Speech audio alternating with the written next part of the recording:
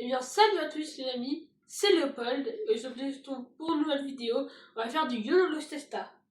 C'est une recette hongroise qui est à peu près de 20 minutes en tout pour fabriquer cette recette.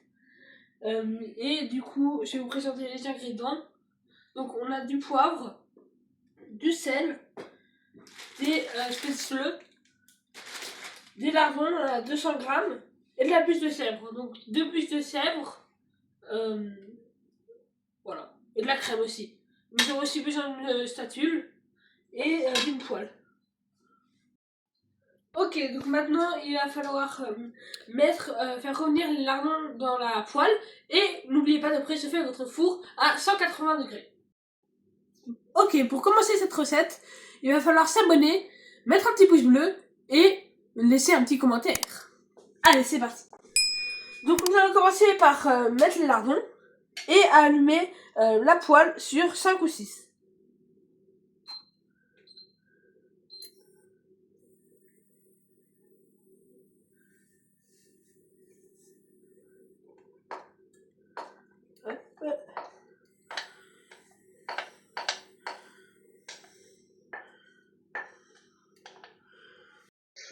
Ok, on va faire revenir les lardons quelques minutes. Et pendant cela, on va aller s'occuper de la bûche de chèvre. C'est parti.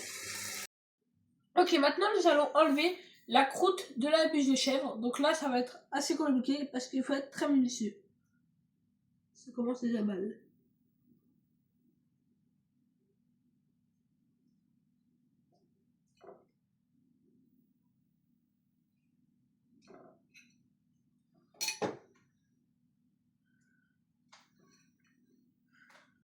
Ok, bah voilà, on a réussi, enfin on a fini de enlever la peau des bûches de chèvre, donc voilà.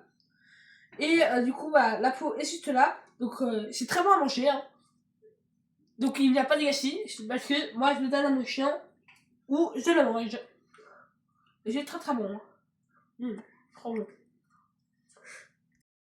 Ok, maintenant nous allons prendre les spätzle et nous allons les ouvrir et les mettre dans le bol, le plat. Alors, hop.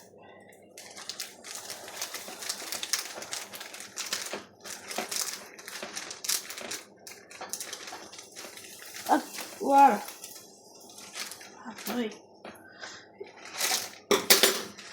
Hop. Bon, il n'est pas ouvert. Alors.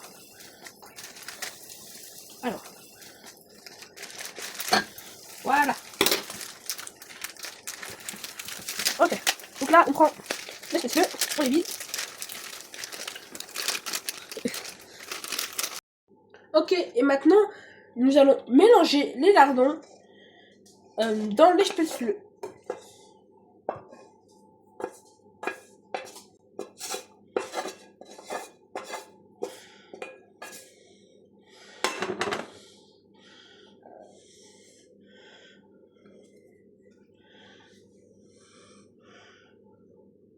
Hop, et puis maintenant, nous allons aller couper les rondelles de fromage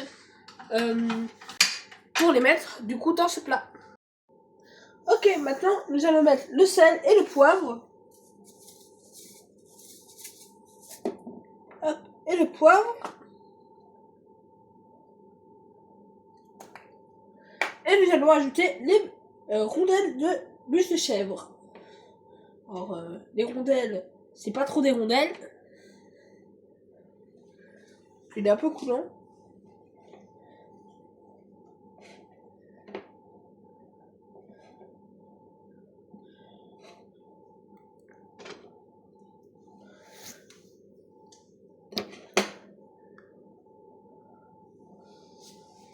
Ok, maintenant nous allons mettre de la crème semi-épaisse, un petit pot. Et si vous aimez beaucoup la crème épaisse, vous pouvez en mettre 2 petits pots.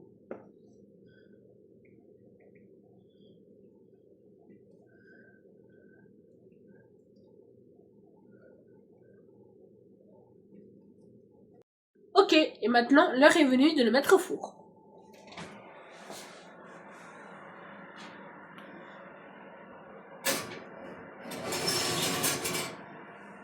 Et voilà. Et voilà, Maintenant, ça doit rester au four 10 à 15 minutes. Et voilà, le plat est prêt. À mi-cuisson, on l'a mélangé. C'est chaud. C'est chaud.